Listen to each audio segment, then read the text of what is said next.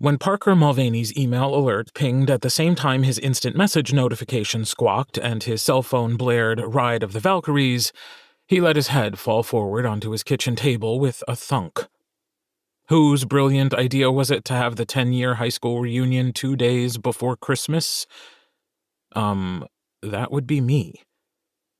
It seemed like a good idea at the time. Classmates who'd moved away after graduation would be more likely to be in town to visit families who remained, plus a lot of people liked to take time off at the holidays. Me again. Except his boss didn't understand the concept of time off, at least for Parker, any better this year than in the last 5. Sure enough, when Parker answered his phone, his boss barked, "We've got a situation." Not hello, not happy holidays, not sorry to bother you. Straight to the point. That was Frank. Once upon a time, Parker appreciated that directness. Now, not so much. He didn't bother to raise his head off the table. "Frank, I'm on vacation. You know what that means, right? It means I'm not working." Yeah, but this is important. Crucial. Make or break." "I'll tell you what's about to break." "Seriously? We've got no new campaigns launching this week, and Krista is totally capable of handling the ongoing plans."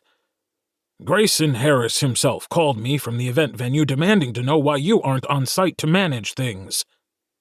"Did you tell him I'm on vacation?" "Of course not. He's our biggest client. He wants you on deck." "We can't always get what we want." Silence on the line, except for a staccato tapping. Frank's pen. Parker counted down, imagining Frank's teeth grinding in counterpoint. 3, 2, 1. "Harris Electronics is our most important account." "And Mr. Harris won't go into withdrawal if he can't talk to me 3 times a day for the next 2 weeks. This event isn't external-facing marketing anyway, for pity's sake. It's their office holiday party. The event venue is their own freaking building. The caterers are competent to set up and break down, and by the 3rd drink, nobody, including Mr. Harris, will notice if the conference room is on fire, let alone if I'm any closer to the buffet table than Tierra del Fuego." "Parker." "Frank?" Parker matched his boss's exasperated tone. "Trust me. I've babysat the last 4 of those parties, and there was no reason whatsoever for me to be at any of them. They'll be fine. So will you, and so will your agency." Frank grumbled, but at least he hung up, thank goodness. Parker heaved a sigh and dropped his cell phone into his lap, head still resting on the edge of the table. He poked at the screen to bring up the email.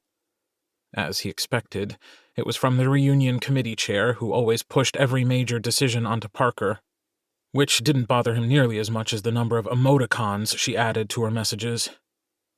"There should be a law," he muttered. "No more than 1 smiley, 3 hearts, and 2 winkies in a single email. Furthermore, the quota should be reduced by 10% for each exclamation point and 50% for every LOL." He responded, politely, thanking every available deity the reunion would be over tonight. Too bad I can't say the same about my job.